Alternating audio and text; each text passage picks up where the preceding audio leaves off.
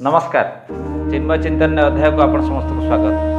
गत किछि दिन हेब गोटे आंतर्जातीय स्तर खबरटे आम समस्त को नजर को आसी। खबरटे एक गुरुत्वपूर्ण देश विषय युक्तराष्ट्र अमेरिका तार शक्तिशाली राष्ट्रपति को विषय खबरटी आपण समस्ते जानिथिबे। युक्तराष्ट्र अमेरिका रे राष्ट्रपति निर्वाचन सरी वर्तमान समय राष्ट्रपति जी कि राष्ट्रपति निर्वाचन रे पराजय वरण कर सारी किंतु सी तांको पाखरे जो क्षमता अच्छी से क्षमता बल रे वर्तमान समय भी जी नवनिर्वाचित राष्ट्रपति तांको विरोध करिवार व्यस्त। राष्ट्रपति पद छाड़िबा को से अराजी आउ एथिपई सेठी हिंसा आंदोलन केते कौन घटी जाउछि सेथिरे किछि व्यक्ति मृताहत मध्य होइछन्ति। ए प्रकार खबर समस्त नजर को आमर आसीथिबो। सज्जन मंडली, वर्तमान समय विश्वर सबुठार शक्तिशाली राष्ट्र सारा विश्व को जी मानविक अधिकार गणतंत्र एमती केते कौन पाठ पढ़ुवा राष्ट्र निजकू तथाकथित सभ्य बोलौथिबा समाजर यही अवस्था। गणतंत्र पाठ पढ़ुवा अन्य देश मानक गणतंत्र बाबद पाठ पढ़ुवा राष्ट्र निजे गणतंत्र रे हारिथिबा जने राष्ट्रपति सी पद छाड़िबा को नाराज। ये होची अवस्था। सज्जन मंडली, ये घटना चिंता कला बेले रामायण रो गोटे सुंदर कथाटी प्रसंगटी मन को आसे। जेतेबेले भगवान रामंकर विवाह इत्यादि सरीची, विवाह समय रे जो आनंद उल्लास अयोध्या नगरी रे से आनंद उल्लास समय रे जी गुरु अछंती विश्वामित्र, से विश्वामित्र महामुनि किछि दिन अयोध्या रे रही निवास करिछन्ति। निवास समय जेतेबेले से जीवाक बाहरी गोटे सुंदर कथाटी गोस्वामी लिखिछन्ति। दशरथ महाराज विश्वामित्र महामुनि को कहउछन्ति, हे मुनि, नाथ सकल संपदा तुम्हारी, मैं सेवकू समेत सुत नारी। कहउछन्ति, हे महामुनि, हे नाथ, ये जो संपद अच्छी ये सकल संपद हूँ आपणकर।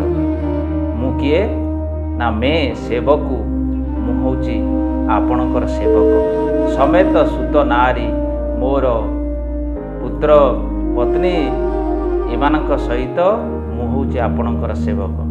किए कहूची ना जड़े शासक कहूची, जड़े राजा कहूची, कहा पाखरे कहूची ना जड़े सन्यासी पाखरे कहूची। ये हूँ रामायण। जड़े शासक जड़े सन्यासी पाखरे कहूची ये सब आपणकर, मु हूँ केवल मात्र सेवक। से हूँ शासक। पुणी से शासक परवर्ती समय से दशरथ महाराज कौन करुछंती ना सबु दिन भली से दिन माने आईना सामना रे दशरथ महाराज प्रत्येक दिन भली आईना सामना रे जाइकरी मुकुट पिंधुचंती।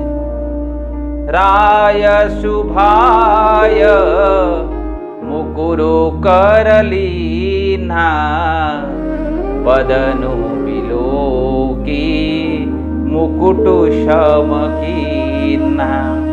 प्रत्येक दिन भली आईना सामने जाई मुकुट को सीधा करुछन। हठात गोटे नूतन जिनिस देखा पाइले। श्रवण समीप भये शीत केसा मनहु जरठ पनु अस उपदेशा। हठात देखिले जे कान पाखरे किछि चुट्टी धड़ा हो जाइछि। ये धड़ा चुट्टी देखि सारा पर चिंता करुछन।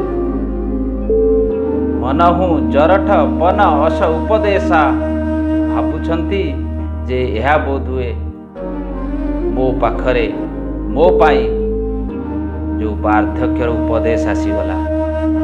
मते कौन करने को पड़िबो? रूप जुबराजु राम कहु देहु जीवन जन्म लाभु किन्न लेहु। यह परे मते राम को युवराज करने को पड़िबो आ मो जीवन लाभ नेबा को पड़िबो। सज्जन मंडली, ये कथा आपण मानक आगे एइथिपई रखुछि।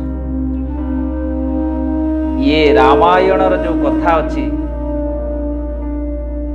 सेथिरे कि प्रकार सत्तार शासक परिवर्तनर कि प्रकार व्यवस्था देखंतु। एबेकार कथा मु कहिली, वर्तमान समय रे तथाकथित सभ्य राष्ट्रर कथा। गणतंत्र रे द्वारा पराजित जड़े शासक निज पद छाड़वा को नाराज। सेपटे रामायणर कथा आपण कहली, शासक कहउछंती सन्यासी आगरे जे ये सबू आपणकर। पुणी केमिति परिवर्तन होउची? शासक परिवर्तन केमिति होउची ना भाबुछंती जे कान पाख चुट्टी पाचिगला देखिकी जे उपदेश आसीगला, एबे शासक परिवर्तन होबार समय आ शासक परिवर्तन मध्य हेछि। ए सज्जन मंडली, भगवान राम केवल नुहंती, रामायण प्रत्येक चरित्र ये विश्ववासी को केवल भारतवर्षर जनसमाज नुहे परंतु सारा विश्ववासी को ये जीवन बंचिबार पाठ से समय आज जाए पढ़े आसुचंती। आ जो मानविकतार महागाथा जीवन को जीवार जो रास्ता बतई आसुचंती सी सबु जुगरे सबु समय रे प्रयोज्य। आमको वर्तमान समय रे सारा विश्व को जदि बंचैबार अछि, सारा विश्व को जदि सठिक रास्ता रे चलैबार अछि, केवल भारतवर्ष कथा नुहे, सारा विश्व को सठिक रास्ता रे पीढ़ी पर पीढ़ी चलैबार अछि, ताहेले ये रामायण जो महागाथा अछि, रामायण जो चरित्र अछि, ये चरित्र को परवर्ती पीढ़ी पाखरे विश्ववासी पाखरे पहुंचाइबा को पड़िबो। आउ ताहाई विश्व को नूतन दिग्दर्शन दब।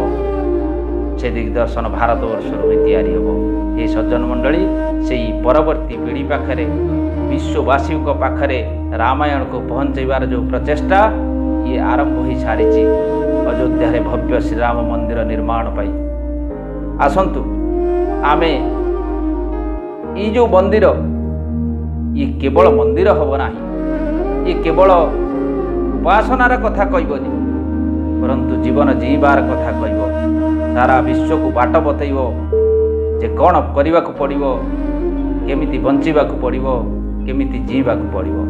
आसंतु समस्ते मिसी सारा विश्ववासी पाखरे भगवान रामचंद्रंकर जो महान गाथा अच्छी या पहुँचैबा।